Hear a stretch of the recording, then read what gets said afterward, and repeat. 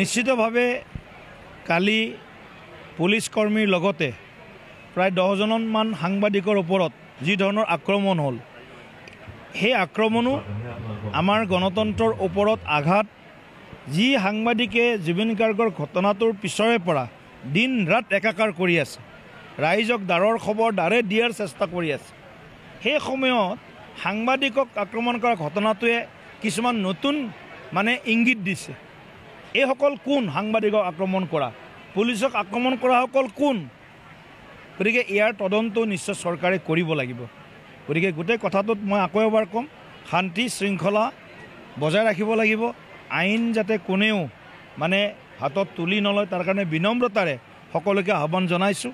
আৰু সাংবাদিক বন্ধুসকলৰ ওপৰত যে আক্ৰমণ তাক মই তীব্ৰ গৰিহণা দিছোঁ। আৰু এই ঘটনা যাতে পুনৰাবৃত্তি নহয় তাৰ বাবে সাংবাদিকসকলৰ সুৰক্ষা, সাংবাদিকসকলে যি বাতৰি পৰিৱেশন কৰি আছে তাৰ ওপৰতো আমি সকলোৱে আস্থা ব্যক্ত কৰিব লাগে। কিন্তু এই ক্ষেত্ৰত মোৰ এটা বিষয় আছে, কিছুমান সংবাদ মাধ্যমে কালি এজন আহতৰ মৃত্যু হোৱা বুলি খবৰ প্ৰচাৰ কৰি দিলে, পাছত সলনি কৰিছে।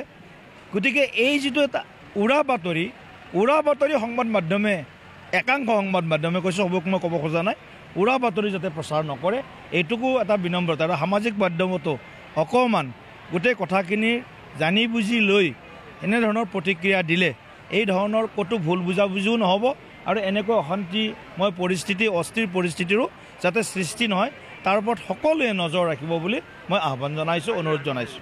চাওক, এতিয়াতো বহুত মানুহ আহিব, কাকো বাধাটো দিব নোৱাৰে, চব আহিব। কিন্তু তেওঁলোকৰ নেতাবিলাকৰ বক্তব্যত কিছুমান ভয়ংকৰ প্ৰতিচ্ছবি ওলাই পৰিছে। গৌৰৱ গগৈ ডাঙৰীয়াই নিজে আজি কেইদিনমান আগত কৈছে, এনেকুৱা ঘটনা বেলেগ ৰাজ্যত হ'লে দোকান পোহাৰ গোটেই জ্বলাই দিলেহেঁতেন।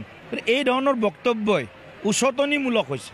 এই ধৰণৰ বক্তব্যই আমাৰ আকৌ অস্থিৰ কৰাৰ কাৰণে তেওঁলোকে যি ভয়ংকৰ তেওঁলোকে এটা ষড়যন্ত্ৰ ৰচনা কৰিছে, সেই সন্দৰ্ভতো আমি সজাগ হৈ আছোঁ। গতিকে কেইদিনমান আমি সকলোকে ধৈৰ্য ধৰিবলৈ আহ্বান জনাইছোঁ। জুবিন গাৰ্গে ন্যায় পাবই লাগিব। চাওক, এতিয়া ৰাহুল গান্ধী ডাঙৰীয়া তেওঁৰ ক'বলৈ মোৰ বহুত বেছি ভাষা নাই। এতিয়া এই সময়ত, যিটো সময়ত হয়তো গান্ধী পৰিয়ালৰ কোনো সদস্য আহিব লাগিছিল তেখেতৰ ঘৰত, সেইটো সময়ত অহা নাই। যিয়েই নহওক, দেৰিকৈ হ'লেও আহিছে, আমাৰ তাত ক'বলগীয়া একো নাই বা আহিব ক'বলগীয়া একো নাই। কিন্তু ইয়াত আহি যাতে বিভাজন, অশান্তি, অস্থিৰ পৰিস্থিতিৰ বীজ সিঁচি নাযায় তাৰ কাৰণে আমি তেখেতক আহ্বান জনাইছোঁ। অন্যথা পৰিস্থিতিৰ মোকাবিলা কৰাৰ কাৰণে ভাৰতীয় জনতা পাৰ্টীৰ কাৰ্যকৰ্তা আমি সকলো আছোঁ। গতিকে এনেধৰণৰ কোনো অশান্তিময় পৰিস্থিতি যাতে কৰি নাযায়, ভয়টো তাতে আছে, শংকা তাতে আছে।